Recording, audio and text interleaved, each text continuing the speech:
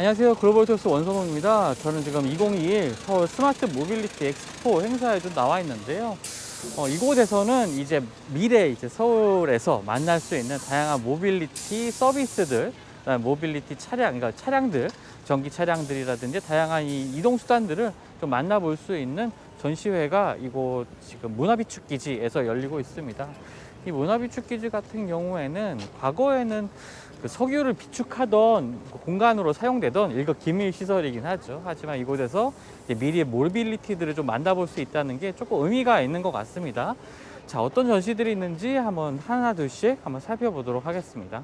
자, 한쪽에는 또 통신사의 전시 부스도 있는데요. 지금 LG U+와 지금 KT의 전시관이 두 곳이 위치해 있습니다. 커넥티드카 그리고 자율주행차를 위해서 이 빠른 통신은 필수인데요. 뭐 그러한 인프라 구축이라든지 차량 내 5G 이 통신을 위한 모듈 이런 것들을 좀 전시를 해놓고 있습니다. 뭐 다양한 어플리케이션을 통해서 모빌리티 서비스를 이용할 수 있는 이런 부분들도 좀 소개를 하고 있고요.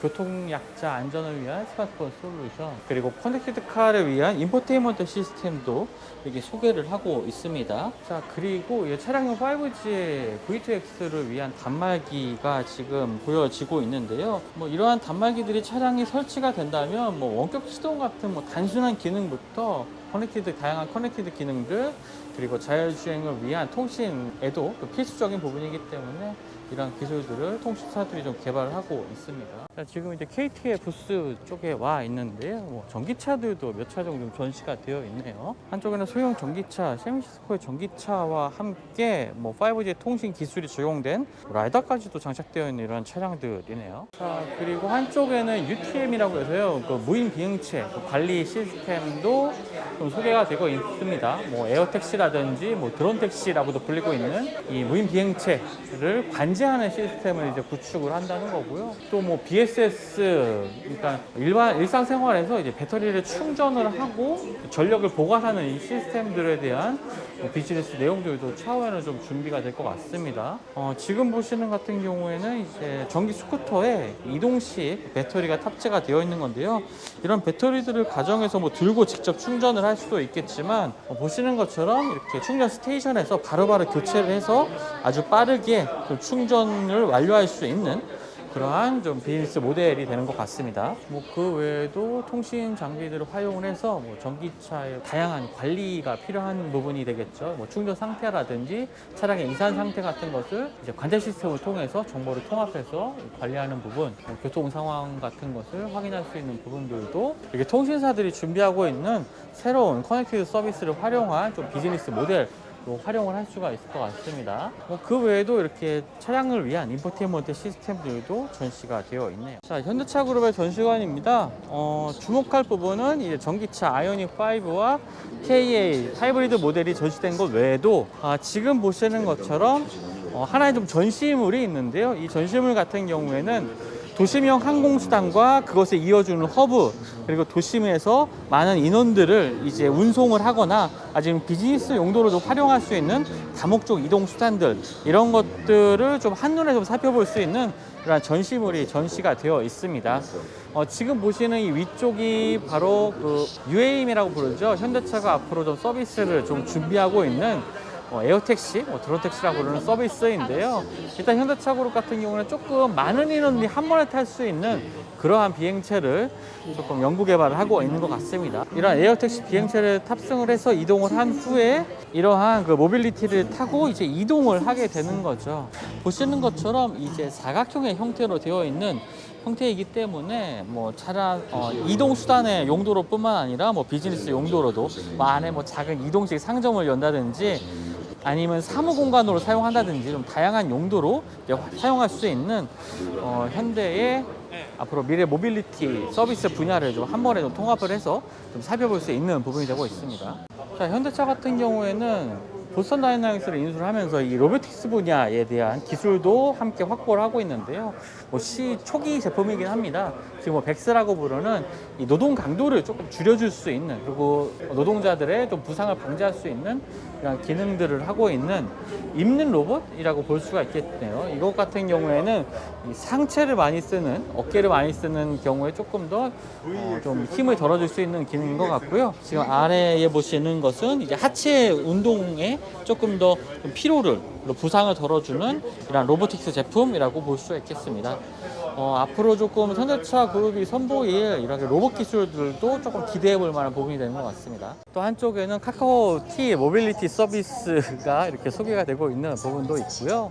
자, 한화의 전시관이 있습니다. 한화 같은 경우에는 에어택시 서비스를 조금 더 중점적으로 소개한 이러한 전시관을 좀 선보이고 있는데요. 앞으로 현대차 그룹의 에어택시 서비스와 좀 비슷한 형태가 되겠죠. 이러한 것들을 좀 기획을 하고 있는 것 같습니다. 자, 에어택시 같은 경우에 이렇게 모빌리티 서비스를 통해서 이렇게 예약을 할 수도 있다는 이렇게 설명을 하고 있네요.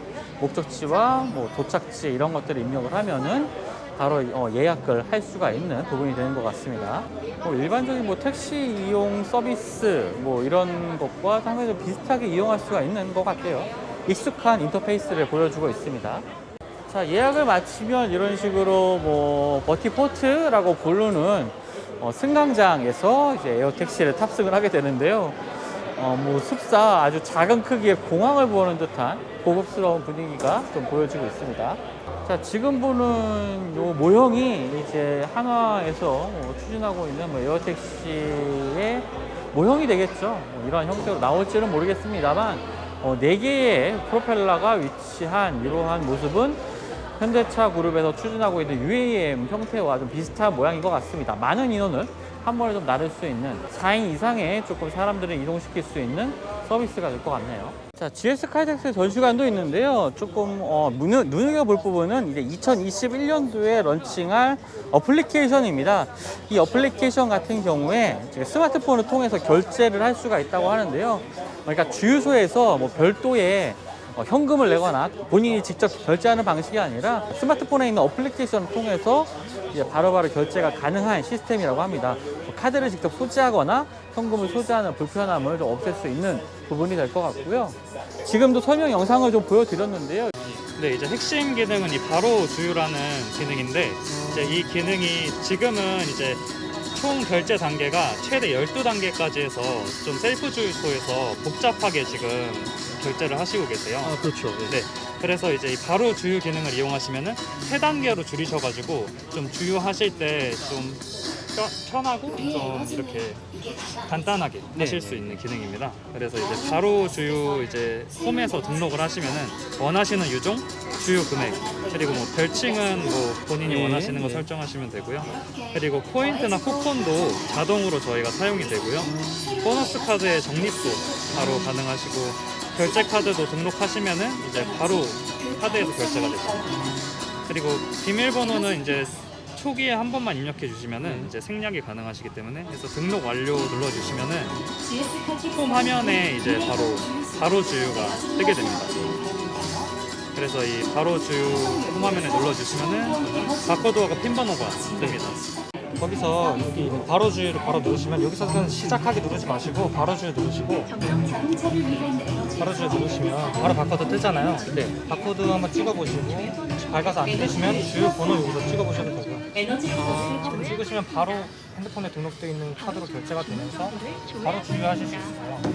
일단은 현재로서는 이 어플리케이션을 통해서 이제 셀프 주유기에 있는 이 바코드에 이제 직접 찍어서 이제 결제를 하게 되는 거고요. 카페이 같은 기능은 아닙니다. 그러니까 운전석에 앉아서 바로바로 결제되는 이러한 기능까지는 아니긴 한데요. 앞으로 이제 주유소에 통신 인프라가 좀 충분히 구축이 된다면 제자리에 앉아서도 이렇게 결제할 수 있는 그러한 기능들도 추가되지 않을까라고 좀 예상을 해볼 수가 있겠습니다. 무대 한켠에는 지금 2항의 에어택시가 전시가 되어 있습니다. 2인승 모델인데요. 실제로 이항 같은 경우에는 이 에어택시 같은 것에 이 에어택시를 베이징에서 실증 테스트도 하면서 이 기술력을 선보이기도 했는데, 사실 이 이항이란 브랜드가 문제가 좀 있었죠.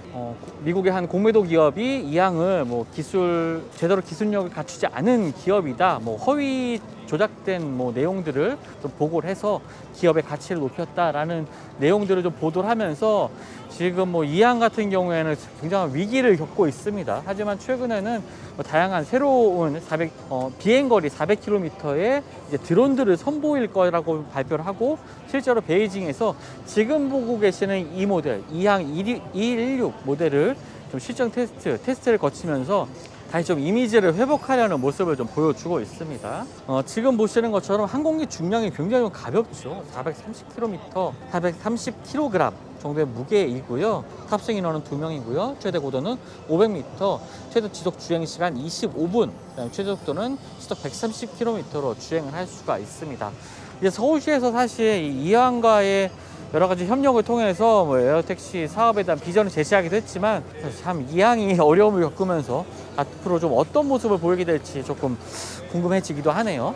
자, 한번 실내에 한번 직접 앉아보도록 하겠습니다. 지금 안쪽에 들어가 보면요, 상당히 좁은 2인승 공간을 확인할 수가 있는데요. 굉장히 발을 높이 들어서 좀 탑승을 하게 되네요. 자, 실내에 앉아보니까 굉장히 좁습니다. 실제로 이 2명이 탑승하는 소형의 비행체이기 때문에 앞쪽 공간에 발을 놓는 공간은 여유가 있긴 한데, 상당히 좀 답답하고 실제로 비행하면 어떤 느낌일지 정말 궁금해지는 구조를 가지고 있습니다. 자율주행 비행입니다. 그렇기 때문에 앞쪽에 있는 이 화면을 통해서 비행 정보, 뭐 목적지 이런 것들을 좀 확인을 할 수가 있고요. 뭐 뒤쪽에 시트 같은 경우에도 이 시트가 굉장히 얇고 가벼운 소재로 만들려고 하다 보니까 그런 것 같아요. 착자감은 그렇게 좋지는 않습니다. 정말 좀 심플한 이 실내 구성을 보여주고 있는 이항의 드론 모델, 에어택시 모델을 조금 한번 살펴봤습니다.